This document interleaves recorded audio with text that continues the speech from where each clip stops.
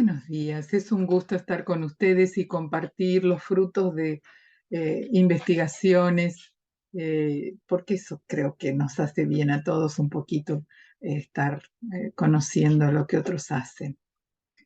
El título de mi trabajo es Teólogas influyentes, el legado olvidado, y escogí este tema por varias razones, bíblicas, eclesiásticas y personales. Hace unos años me pidieron integrar un grupo de investigadores para biografiar a los hombres que hicieron sus aportes para la misión adventista en el continente sudamericano. Mientras investigaba, noté que siempre se dejaba en el olvido el legado de varias mujeres que habían hecho aportes significativos e importantes en la misión y me surgió la inquietud de reunirlos y ponerlos por escrito. Esto quedó parcialmente plasmado en mi libro Liderazgo Femenino en los inicios de la Iglesia Adventista en la División Sudamericana, que fue publicado en el año 2012. Este libro tuvo otras ediciones posteriores y una en inglés. Poco tiempo después, entre los años 2013 y 2014, se me pidió escribir la biografía de un teólogo influyente del siglo XX para la publicación de un primer volumen sobre el tema. Escribí sobre Sanders.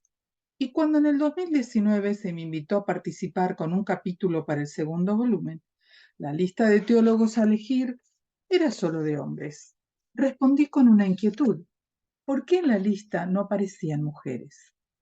Así que no participé en el segundo volumen y para el tercero aparecerá el artículo completo de esta ponencia como primer capítulo. La historia de mujeres intérpretes de la Biblia es un área descuidada de estudio. Ya varios autores han notado que cada generación ha tenido mujeres que interpretaron las escrituras y se hicieron preguntas similares.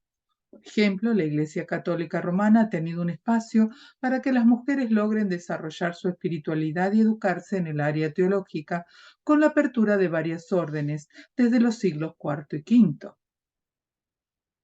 Penosamente, la memoria de los aportes de estas mujeres no se retuvieron. Recuperar esta herencia es una tarea importante para romper el círculo del olvido. Algunas de estas mujeres llegaron a dar la vida por lo que creyeron. Se necesita oírlas, aprender de ellas y pasar su memoria a las generaciones futuras. Otros ejemplos más modernos fueron Harriet Stowe y Elizabeth Baxter del siglo XIX, quienes dejaron un legado de varias obras publicadas. Stowe es recordada por su novela La cabaña del tío Tom. El impacto social de sus novelas hizo que se olvidara que también escribió sobre la Biblia y su interpretación. Baxter, por su parte, es poco recordada, aunque publicó más de 40 libros y predicó a miles de mujeres durante las cruzadas de Moody y Sankey, en Inglaterra, en la década de 1870. Lo que estas mujeres escribieron sobre la Biblia es un legado por la influencia social que tuvieron. Los estudiosos han olvidado este legado y es importante recordarlo. Hay investigaciones esporádicas acerca de la historia de la interpretación bíblica que incluyeron mujeres.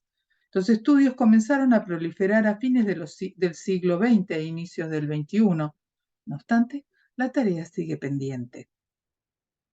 Estas publicaciones promueven la idea de revisar conceptos sobre la historia de la interpretación bíblica e influyen en el estudio contemporáneo sobre las mujeres y la Biblia, el rol de las mujeres en la Iglesia, el feminismo religioso y los temas que necesitan espiritualmente ser tratados en el ámbito eclesiástico sobre el género femenino. Esta breve ponencia tiene el propósito de dar algo de la evidencia histórica del liderazgo de las mujeres desde los inicios del cristianismo y también algunas razones por las que este legado ha quedado en el olvido. En mi artículo voy a compartirles pantalla para que puedan seguirme un poquito. En mi artículo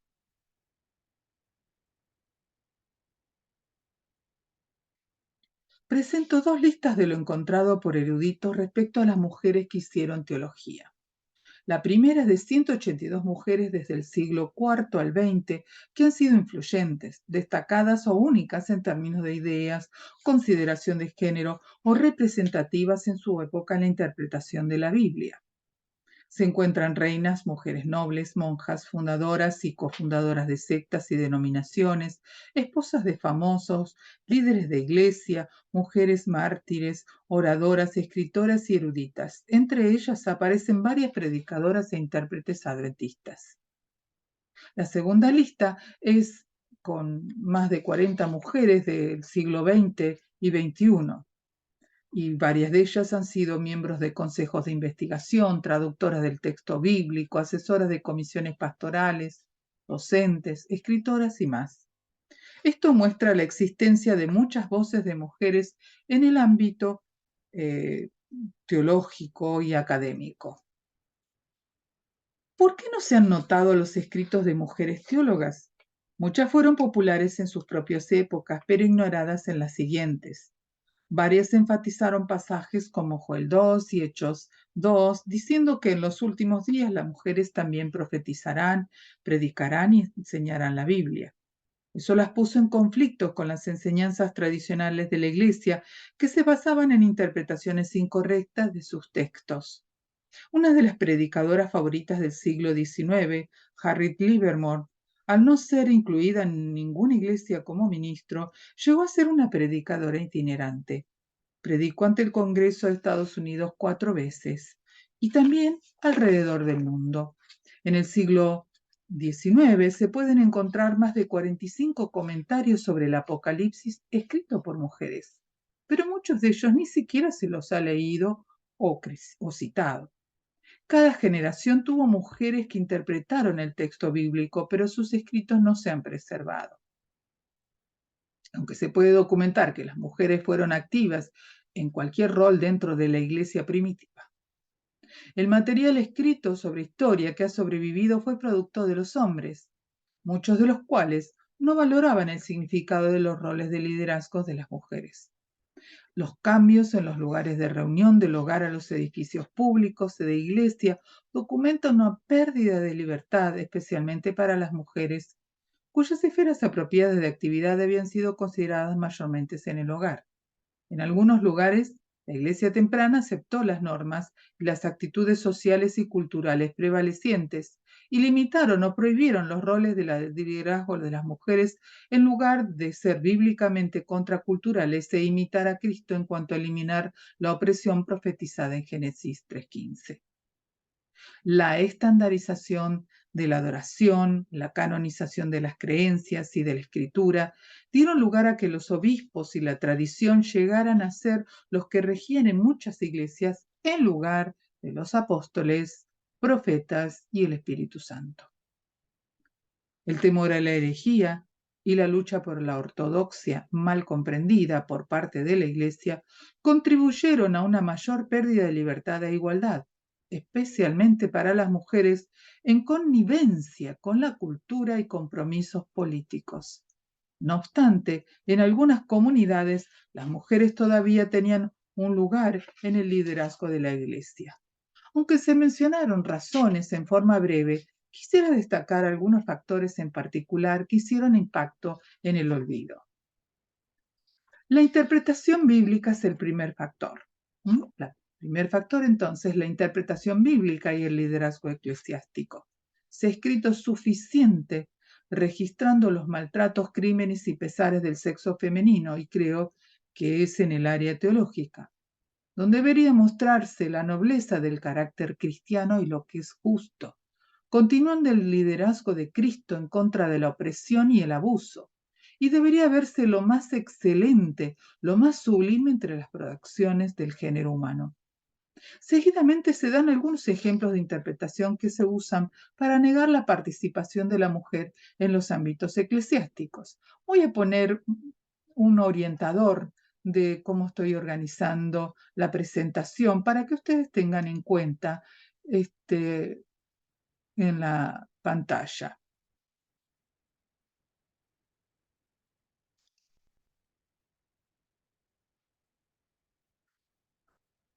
Dentro de estos factores de la interpretación bíblica y el liderazgo encontramos un tema importante del trato de Pablo con los judaizantes.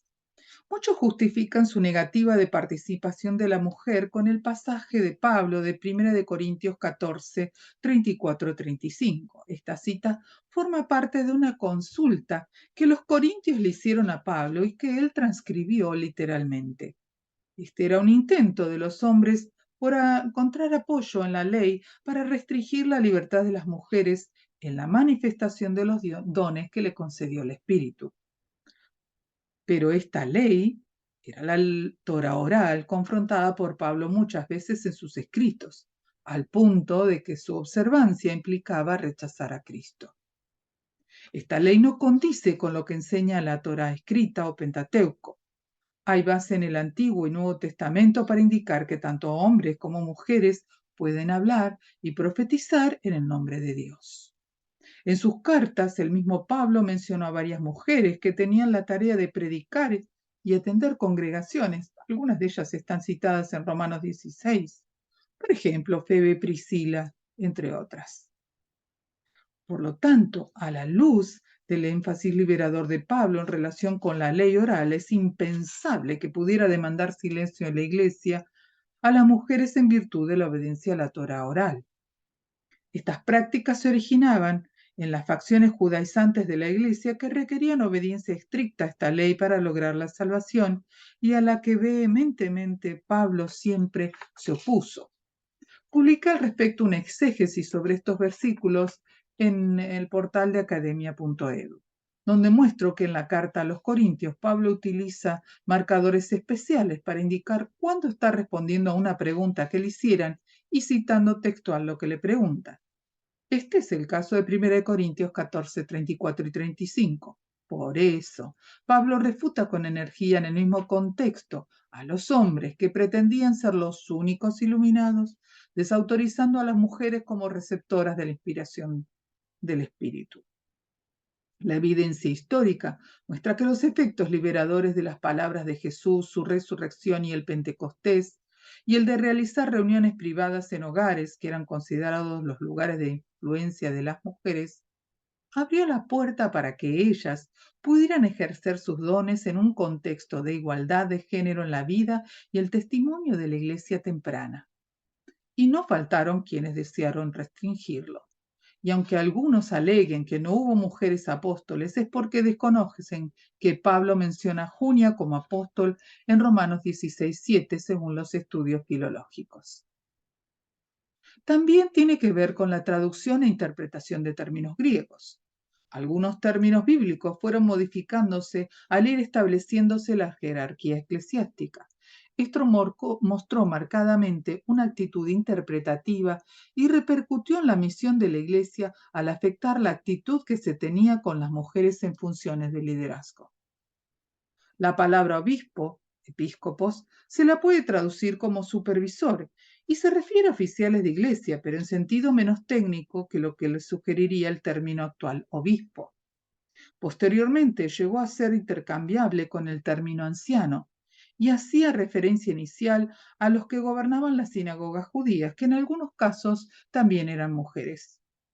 Los primeros ancianos cristianos fueron elegidos por su habilidad para administrar sus hogares y enseñar a otros, influenciado por el modelo de liderazgo en las sinagogas. Al comienzo, el lugar de reunión de la iglesia incluía casas privadas, consideradas las esferas de acción de las mujeres, y fue así que el liderazgo administrativo se encontró en manos de los que atendían lo doméstico. Esto hizo más fácil para las mujeres que estaban acostumbradas a ejercer autoridad, llegar a ser patronas y funcionar como protectoras y anfitrionas de líderes eclesiásticos, porque algunas eran ricas, educadas y tenían un alto estatus social en sus comunidades. Los registros bíblicos mencionan una iglesia en los hogares de Ninfa, Cloe y probablemente Febe.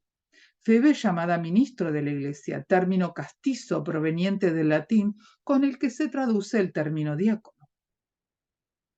Esto era más que un rol de liderazgo en los inicios, porque no se hacía diferencia entre la forma femenina o masculina del término.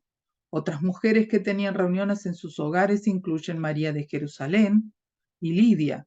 Posteriormente, el término diácono fue usado exclusivamente para los varones, y se empleó el equivalente femenino diaconisa para el liderazgo de las mujeres que asignaban tareas a otras mujeres. El apóstol Pablo hizo comentarios sobre las cualidades del liderazgo de Febe cuando escribió las indicaciones finales de su carta y dijo que ella era una próstatis o patrona, un término similar aunque su forma verbal usó en 1 de Timoteo 3:4 cuando dijo proistamenon al referirse a las cualidades de un obispo o episcopo. Para el año 100 después de Cristo hay evidencia de la estandarización en muchas prácticas eclesiásticas. Para el siglo III, los obispos, ancianos y diáconos crecieron en una jerarquía de profesionales ordenados eclesiásticamente, contradiciendo el orden jerárquico del Nuevo Testamento, que eran apóstoles, profetas, evangelistas, después ancianos, presbíteros o maestros pastores, que entraban todos bajo la denominación de servidores o diáconos. En algunas iglesias se ordenaba a las mujeres obispos y presbíteros, por ejemplo, los montanistas. Esto provocaba enojo en muchos líderes varones de la iglesia, posteriormente denominados padres de la iglesia, que usaban versículos como 1 de Timoteo 3:4 para limitar la ordenación de las mujeres. Aunque se negó la ordenación a algunas mujeres, estas tenían cualidades para ser obispos y eran de mucha influencia en actividades que incluían supervisión, cuidado y administración de gran número de personas. Por ejemplo, Macrina, que vivió alrededor del siglo del 380 después de Cristo, fundó monasterios y era una mujer tan bien educada como su hermano Basil. Este utilizaba el término presbítera en sus registros cuando hacía referencia a su hermana que era cabeza de un monasterio, aunque no se sabe si fue ordenada. Durante el reinado del emperador romano Flavius Julius Valens, en el siglo IV, Melania, la anciana, viajó a Palestina, donde estableció monasterios para hombres y mujeres. Jerónimo la alabó al llamarla la nueva Tecla y se benefició mucho con el conocimiento que ella tenía de las escrituras. Los monasterios eran lugares de aprendizaje del texto bíblico y también de reflexión espiritual. No pasó mucho tiempo hasta que las mujeres que tenían posiciones de poder en muchas iglesias fueron limitadas y prohibidas. Muchas de ellas sufrieron el martirio. Es posible que algunas pudieran expresar teologías erradas, pero de eso tampoco estaban exceptuados los hombres. El obispo de Constantinopla, Juan Crisóstomo, en el siglo IV, no permitían que las mujeres fueran ordenadas como sacerdotes. No obstante, hablaba de ellas como tales. Algunos de sus escritos parecen mostrar una actitud de igualdad, pero a pesar de eso, escribió que se les asignó la presidencia del hogar, mientras que la esfera pública era de los hombres. Teodoro, el obispo de Mopsuestia, en el siglo IV, justificaba 1 de Timoteo 2:12, teniendo en cuenta que ya las mujeres tenían la libertad para profetizar al mundo y no era necesario que también lo hicieran en la iglesia. Con el correr de los siglos se observa cada vez mayor restricción a la posibilidad de que las mujeres asumieran cargos administrativos eclesiásticos que les permitieran liderar sobre los hombres, usando el erróneo justificativo de Génesis 3:16 al pensar que fue una maldición para la mujer en lugar de una profecía producto de la caída. Lo mismo puede decirse en relación al cargo de apóstoles.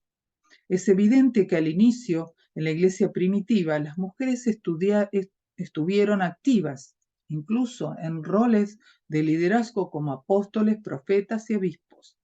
Pero también, desde el mismo comienzo, hubo controversia sobre el rol de la mujer en la iglesia. Al pasar de reuniones en los hogares a los edificios públicos, las mujeres comenzaron a las comunidades comenzaron a cerrarse más en la cuestión de otorgar a las mujeres roles de liderazgo. También las interpretaciones cerradas de la Biblia surgen por desconocimiento científico.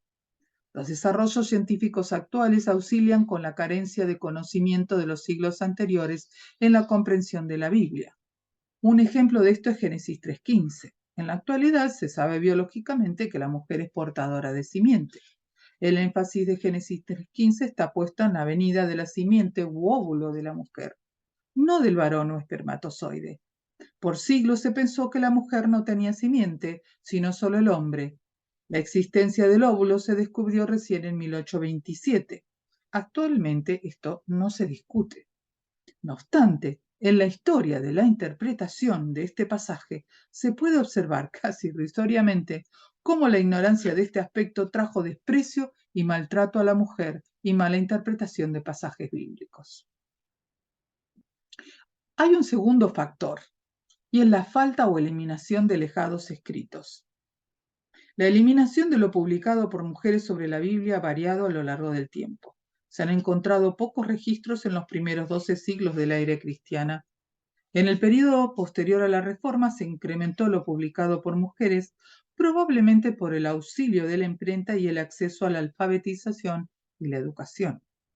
Muchas de ellas publicaron comentarios más académicos que populares. La historia de la interpretación bíblica es pobre al incluir solo la voz y la obra de los académicos más destacados en las iglesias y las sinagogas. Por ejemplo, solo 3 mujeres se incluyen en el diccionario de Donald McKean. Estas son Julia de Norwich, Philip Stribble y Elizabeth Shirley Fiorenza. Las mujeres fueron consideradas intérpretes del área popular y tuvieron más influencia que muchos intérpretes eruditos. Pero, así todo, no se las incluyó en la historia de la interpretación bíblica. Eso se debía a que las mujeres no tuvieron acceso al entrenamiento académico en la universidad por muchos siglos. Tampoco en la iglesia, la sinagoga e incluso el acceso a la prensa. Esto hizo que se perdiera la voz de la mujer dentro de la iglesia. A lo largo de la historia, las mujeres han escrito sobre diferentes temáticas bíblicas. Los registros muestran un abanico variado de comentarios sobre casi todos los libros de la Biblia. Hubo mujeres que debieron ocultar su identidad bajo un seudónimo para poder publicar o asumieron el riesgo de ocultar su género para poder acceder a los estudios teológicos vedados a las mujeres. Las dificultades sufridas produjeron contrarreacciones que se analizan hoy en día. Por ejemplo, no faltan aquellos tradicionalistas y fundamentalistas que tildan el interés de las mujeres en la educación teológica como un feminismo dañino y son sospechadas de revolucionarias. Estas calificaciones han llevado a situaciones límites que dejaron a muchas abrumadas por el maltrato recibido dentro de sus mismas congregaciones eclesiásticas, y ese maltrato se extiende en la actualidad. En los últimos siglos, varias se interesaron en la filología semítica, la historia de las religiones, la arqueología, y no faltaron las que se abocaron a preparar escritos pastorales para la educación de niños y jóvenes, incluso quienes se expusieron sobre justicia social al observar las situaciones de pobreza, esclavitud, orfandad, falta de educación y problemas de género. Notemos algunas declaraciones de mujeres del siglo XX y XXI. Elizabeth Elliot dijo: el hecho de que sea mujer no me hace una clase diferente de cristiano, sino que el hecho de que soy cristiana me hace una clase diferente de mujer. Susan Hunt dijo: cuando una mujer está absorta con la gloria de Dios, interpretará su vida de acuerdo con su verdad. Los conceptos de género y de estatus de laico que impidieron la práctica de la creencia en el sacerdocio universal de todos los creyentes, sumados a la época e incluso a la interpretación tradicionalista e incorrecta de la escritura, que impidieron a las mujeres crecer, ejercer sus dones e interpretar la Biblia, dieron lugar a que la mujer sintiera que debía justificar su acto interpretativo. Y aunque esto parezca historia pasada, aún hoy sigue siendo necesario en algunos espacios, a pesar de la apertura existente, para que la mujer pueda estudiar en los ámbitos teológicos y académicos. Muchas mujeres se enfrentan y continúan enfrentando el desafío de obtener pleno reconocimiento a su labor de enseñanza y espacios para la investigación, tanto en lo que se refiere a empleo como a posiciones de liderazgo. Se puede decir entonces que por la inclusión reciente en el área educativa, el futuro de la historia de la interpretación se avisora más inclusivo en relación con las voces populares en general y el de las mujeres en particular. Citando a la teóloga latinoamericana Elsa Tames, se puede decir que la mujer pasó de ser eco a ser voz a partir de la década de 1970 en el siglo XX. El último factor, normas sociales y culturales contra la mujer. Ese es que voy a dejar de hablarles ahora. Es notoria la influencia dejada por las actitudes en contra de la mujer en las normas sociales y culturales, en los concilios y en la canonización de algunos libros sagrados y la destrucción o prohibición de otros escritos hechos por mujeres.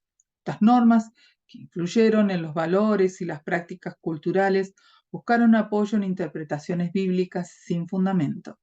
En la Biblia se ha dejado testimonio escrito de que las mujeres fueron escogidas como profetas, jueces y líderes de su pueblo, ya sea en el Antiguo y en el Nuevo Testamento. No obstante, estos testimonios fueron ocultados, malinterpretados e incluso acallados. Sin el liderazgo de los apóstoles y profetas y con la pérdida de la voz femenina en la iglesia, se le dio un nombre al período que siguió al fin de la iglesia primitiva, la Edad Oscura. Finalmente, y para concluir, porque el tiempo se termina, quiero decir que muchas voces de mujeres quedaron ocultas bajo el manto de conceptos presentes en la cultura de la época, al que forzadamente debieron adherir. Otras valientemente influyeron con sus interpretaciones en los grupos de su época. No obstante, la lectura de que los hombres hicieran de los libros escritos por mujeres demuestra la poca o nula consideración que han tenido a sus contribuciones. Muchas fueron teólogas sin educación formal, educadoras religiosas, pastoras y predicadoras. Es sorprendente la cantidad de mujeres que predicaron en forma pública y mediante sus escritos a lo largo de la historia. La cultura influenció en las mujeres que interpretaron la Biblia, pero también lo hizo sobre los hombres. A medida que se interprete la Biblia bajo los lentes de las instrucciones divinas y no de la cultura, se puede crecer en su comprensión. La herencia que dejaron las mujeres tiene que convertirse en un legado para los futuros lectores de la Biblia. Esto no es feminismo, es inclusión a la manera de Cristo. Fue un gusto compartir con ustedes esta charla. Espero que haya sido de interés y bueno, aguardo si hay alguna inquietud sobre el tema.